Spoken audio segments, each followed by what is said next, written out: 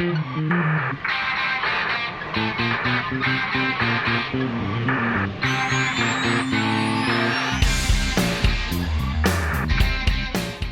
friends. Welcome back to Love Wrestling. Spencer Love here with the name I am 100% certain you know if you've been following the Canadian wrestling scene, the WWE, and anywhere in between over nearly the past 20 years. One half of the undisputed WWE Tag Team Champions, Kevin Owens of the IWS, if you were listening to this podcast a long time ago, joining me today. Kevin, it's great to get the opportunity to chat. I'm sure I'd be saying that anytime, but especially about a month and a half out from you guys making your return to Canada for the first time since sort of the Elimination tour. How are you doing? How are you feeling? How's it feel to be heading back up north with a pair of tag team titles under your belt, so to speak?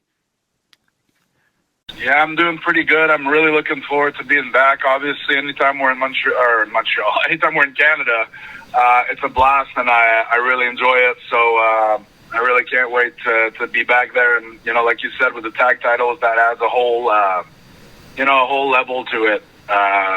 To be able to come in as tag team champions in our homeland and celebrate that with everybody there, that's pretty cool. I'm looking forward to it.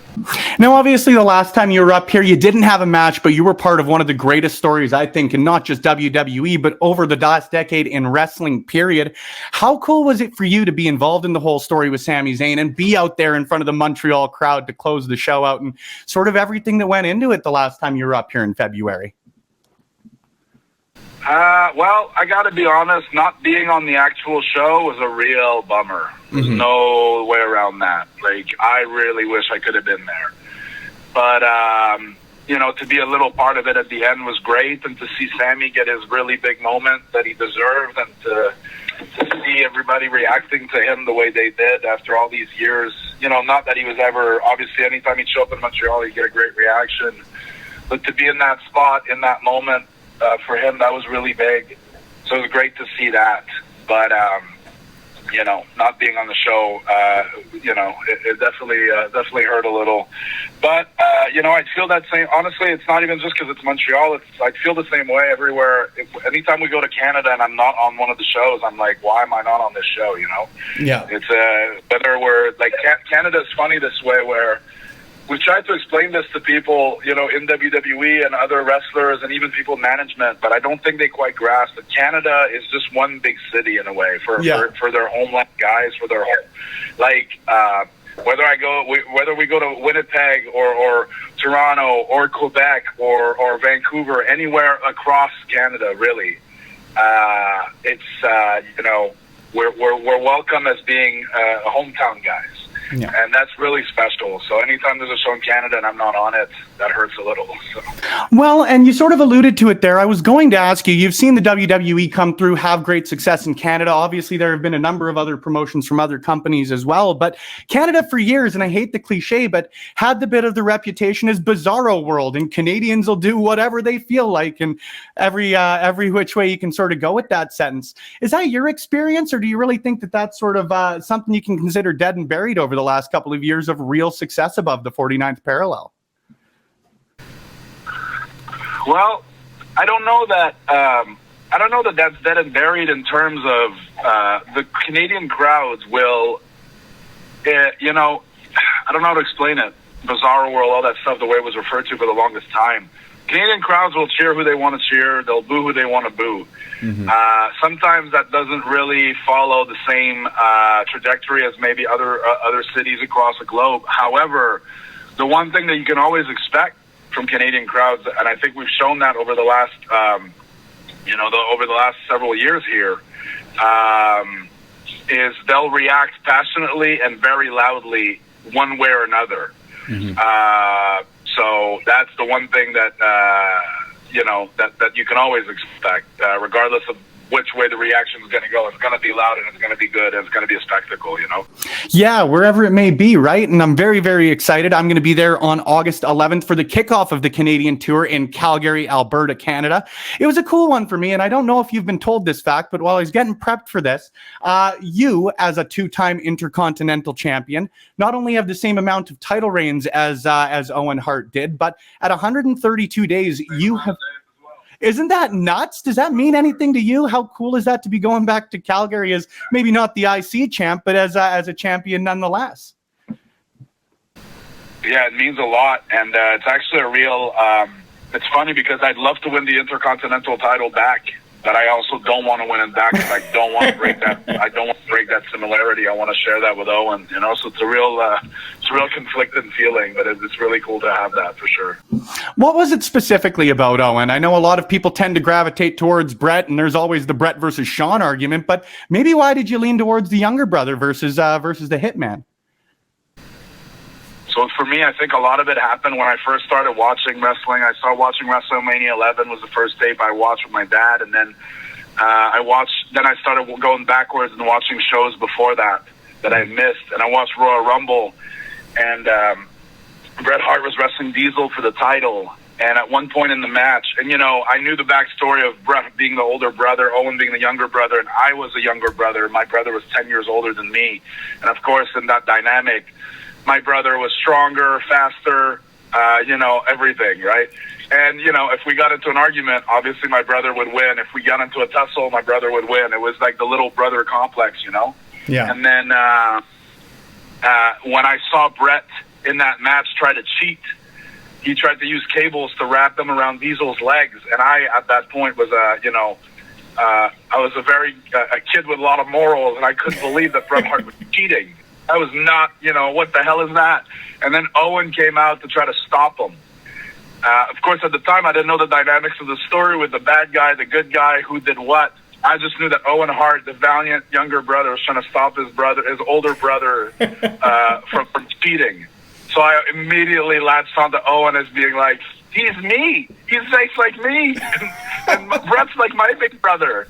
And that was it for me, man. Oh, and, beyond that, Owen was an absolutely incredible competitor, a great character, entertaining as hell. So obviously, he had all the qualities for me to become a huge fan right from the get-go. And he had the younger brother similarity with me. So that sealed the deal. Well, and I guess a lot of parallels there, and I can't really speak for the reason he's a fan of yours, but why did Bruce Boudreau deem you to be his favorite wrestler, and how did that frickin' relationship come about, man? Like, I gotta tell you, I sit and watch the NHL Draft every year. It's coming up this weekend, and one of my favorite moments in years was seeing you pop up while the Oilers were on the board there a couple years ago. So how did that end up coming about, and how cool was it to have him back on Monday Night Raw here a couple of weeks ago? Yeah, Bruce was awesome. Honestly, it's funny because years ago I watched this, I forget what it was called, NHL 24/7 or something like that. That show where they followed the teams, leading up to the Winter Classic. And I've never, I used to play hockey when I was a kid. Then once I started wrestling, I kind of gave up any other sports. Right, I stopped playing, stopped watching. Yeah. But over the pandemic, I kind of got back into hockey a little bit. And like I said, I'd already watched that show. And the season I watched was the season where they followed Bruce's team. So I got to know Bruce through that lens, and I got a huge kick out of him. Just great, really lovable guy. Really enjoyed him, Mm-hmm. So I liked him a lot already. And then somehow through the grapevines, through Twitter and stuff like that, I caught wind of him being a huge wrestling fan. And he would say, his favorite wrestlers were Bret Hart and currently Kevin Owens. I took that as a huge compliment. And then through various little incidents where he'd mention wrestling and stuff like that, I could see the guy was a really big fan. And then I was in touch with Jackie Redmond, who works with him, through the NHL Network and stuff like that, and she also works with WWE. Eventually, it just kind of worked out. I ended up at the draft because it was in Montreal, and I was there with my dad and my brother because I took them there to see it. Because they're huge hockey fans. And then as I was in my suite with my brother and my dad waiting for the whole thing to start, I saw Jackie on the floor doing her show. So I texted her, and she's like, "Oh my God, Bruce is here. We have to get you guys together." I'm like, "Yeah, let's do it." So it just kind of worked out that way. We surprised Bruce. His reaction was so cool, and then he and I have become friends, and we were in touch since then. We're actually texting just this morning, and it's great to, it's just great to have made a new friend who loves wrestling, and I love hockey. We talked about that stuff, and, it's really cool. It just worked out that way. I would have to guess, though, still a Canadians fan, yeah? Obviously, the Canadians, my hometown team.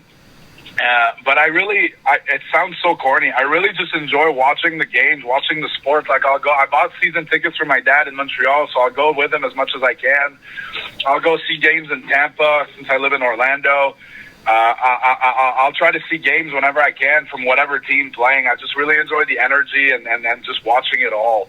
If I'm rooting for one team, I guess it would have to be the Habs, just because out of where I'm from, and I don't want my dad to denounce me here, but I really just enjoy the game, and I just enjoy going to the games and enjoying the game, Well, what I read there is it's not an untwistable arm, so one of these days we'll have Edmonton Oilers fans Kevin Owens back here on the show. But I got one last one for you, and thank you so much for the time today, KO. We're really, really excited to have you back up here above the 49th parallel, but it's something that I really love doing is you sort of look at the year in the life of Kevin Owens. I remember it was a few years ago you did the 365 with the WWE Network, but let's even look back at your last year and a half. At WrestleMania 38, you wrestled Stone Cold Steve Austin in Texas in front of a frickin' 100,000 people. You get that opportunity, and then you get the opportunity this year to win the tag team championships with a guy who's been pretty well tied to you through your entire career.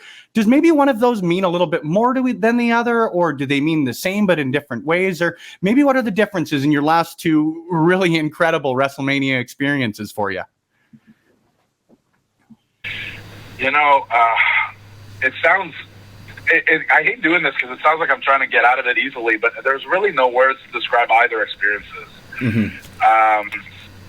It's the best way I can describe it is I look back on both of these nights, and I kind of can't believe they happened. Mm-hmm. That I found myself in that situation, in that spot, getting to do that. And the circumstances, on both years were just so incredible. But I guess if one takes the absolute cake and, it just edges out the other one by very little, I think it's still more unbelievable to me that I wrestled Stone Cold Steve Austin 19 years after his last match in the main event of WrestleMania. Like, that's just, I don't know. It's just kind of a pinch yourself to make sure it's real kind of moment. Mm-hmm. And I've done that a lot over the last year and a half or so since it happened. But both those moments are just, things I'll look back on when I'm done and think I was very, very lucky to get to experience those things. Love to hear that, Kevin. And let me tell you, friend, I am certain it is far from the last statement-making moment, the last unbelievable moment, everything in between, because I know I speak for a lot of Canadians up here, man, but you've shown a lot of us what's possible coming out of Quebec or Alberta or anything in between if you just follow your dreams, man. And that, if you're going to talk about cheesy sentences, is a perfect cheesy sentence, I think, to cap off a wonderful chat with you, my friend. Thank you very, very much. Of course, if people want to follow you on social media, where can they do so? You don't want to bother with that. I don't use it anymore. I don't like it. Social media is terrible. Don't waste your time on that. Just go outside. There's nice fresh air, green trees, grass, nature. Don't follow me on anything. It's not worth it. You gave me the title of my podcast here. Don't follow Kevin Owens, but make sure you support him on the 5 Canadian dates up here through August above the 49th parallel. Kevin, thank you once again, friend, and thank you for tuning in. We'll talk to you on the next one.